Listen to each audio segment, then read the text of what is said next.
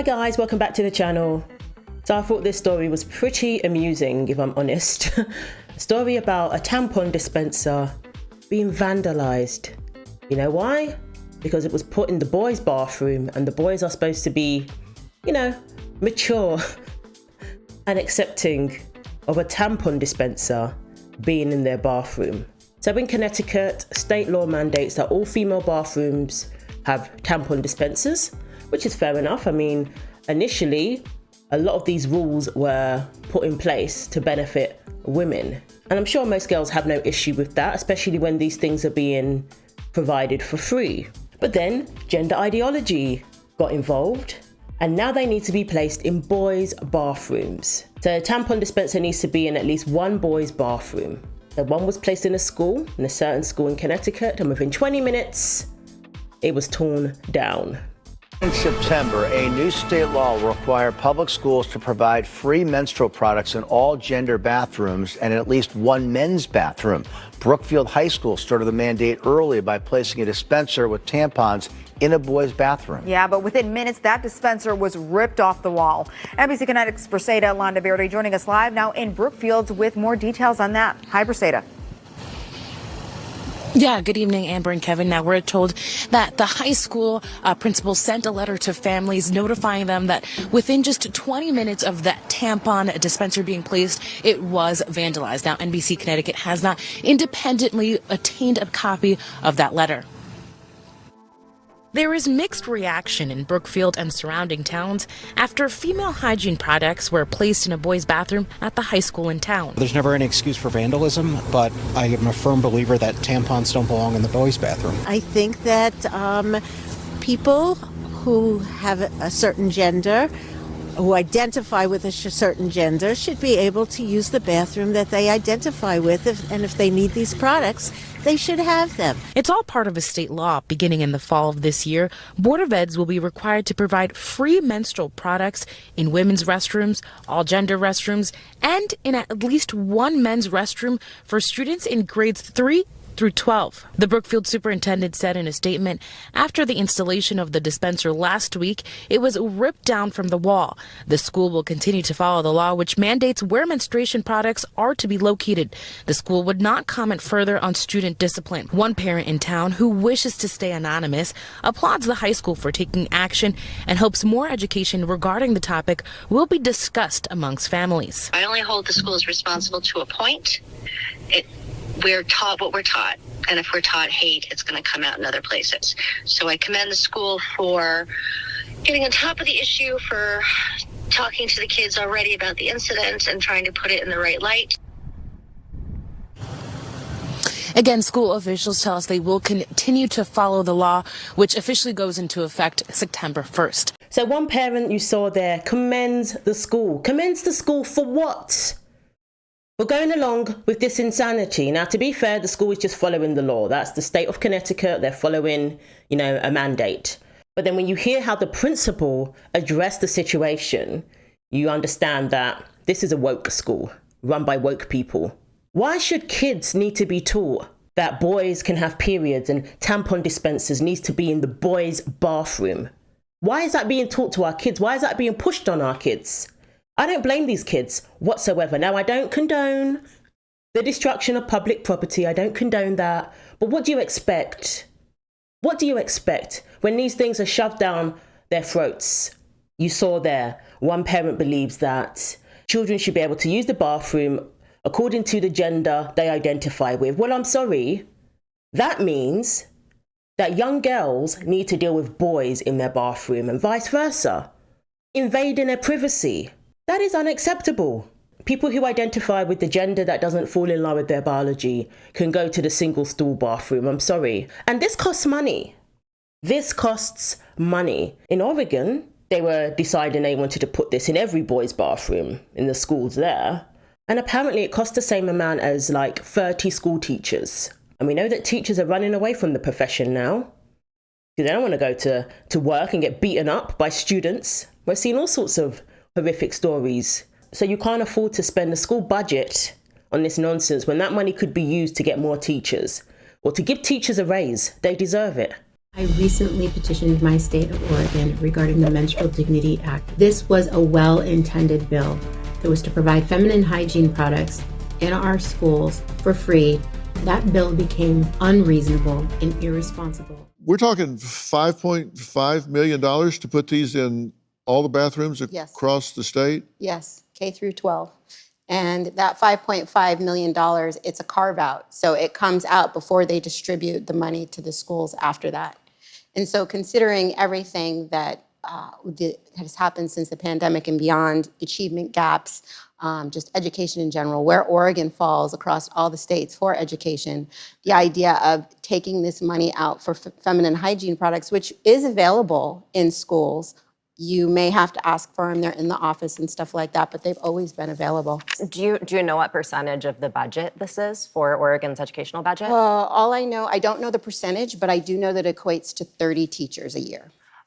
This is less than 0.1% of the total budget. We could use 30 teachers a year. They could use 30 teachers. You see the logic? Oh, that's only 1 point whatever percent. Oh yeah, and by the way, that person advocates giving out hormones to children.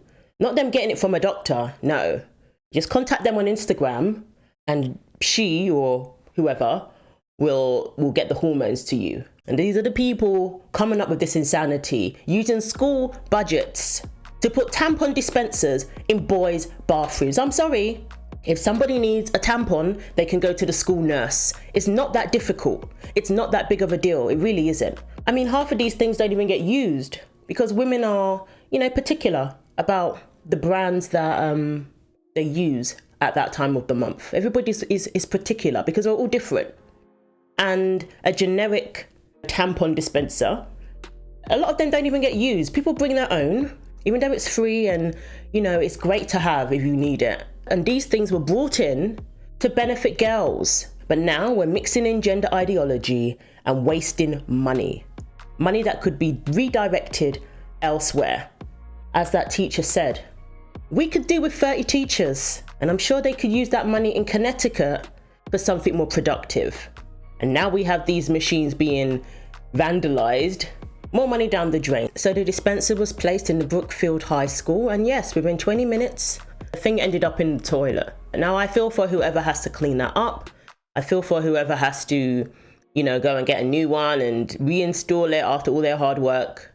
So yes, that's unfortunate. But the way the principal handled it was basically to berate these boys, not for damaging property alone, but for not accepting gender ideology. And therein lies the problem. Stop shoving this down their throats. Stop pushing this on children and telling them not to believe what their eyes tell them, not to believe what their body tells them. They're a boy, they're never gonna have a period, they don't need no tampon dispenser in their bathroom. Stop it. Absolutely ridiculous. These things cost money. Money that could have been used for books. There are kids who can't afford books. There are kids who can't afford tutors. There's a lot of things that money could have been redirected towards to actually benefit the education of children, not to indoctrinate them into the fallacy that boys can have periods, that men can have periods. Now, if a girl identifies as a boy, I'm not saying that young lady shouldn't be, I'm not saying that person shouldn't be treated with respect, shouldn't be given resources and the things that they need. But if she doesn't want to go to the girls' bathroom to get a tampon, she can go to the school nurse. All the boys don't need to be subjected to this. And vice versa. Girls don't need boys in their bathroom, boys don't need girls in their bathroom, and they certainly don't need sanitary products in their bathroom. You know how kids are. Some kids might see these things as an intrusion, having to see that every time they go into the bathroom. Some of them just might not care for it. You go into the bathroom and you see a tampon dispenser. Like, what is this? What is this? And then for the parents to look down on boys who don't go along with this, for the principal to look down on boys who don't go along with this. The principal said to the kids, you're not real men, you're boys, because you don't go along with gender ideology, because you don't believe men can have periods. And this is the principal who has pronouns in his bio. This is the sort of thing that these kids have to deal with. Your principal's addressing the school with pronouns in his bio. Absolutely ridiculous. According to state law, we will reinstall this box in the boys' bathroom.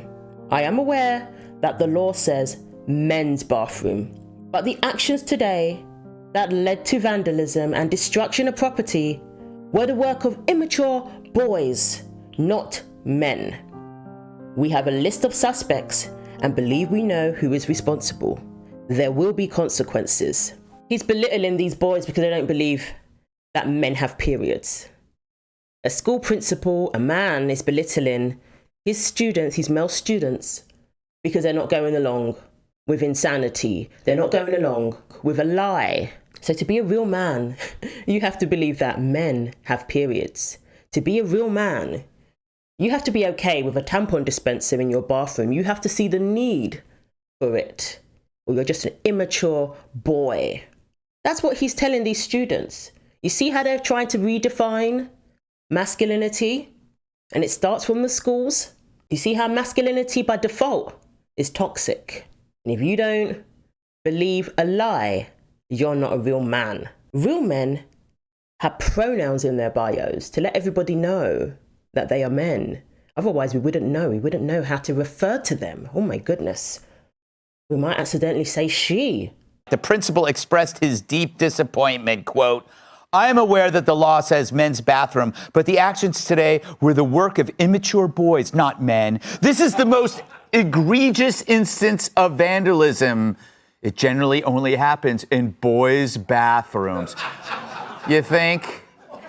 That's rich. This is the most egregious instance of vandalism? No, it's the most heroic.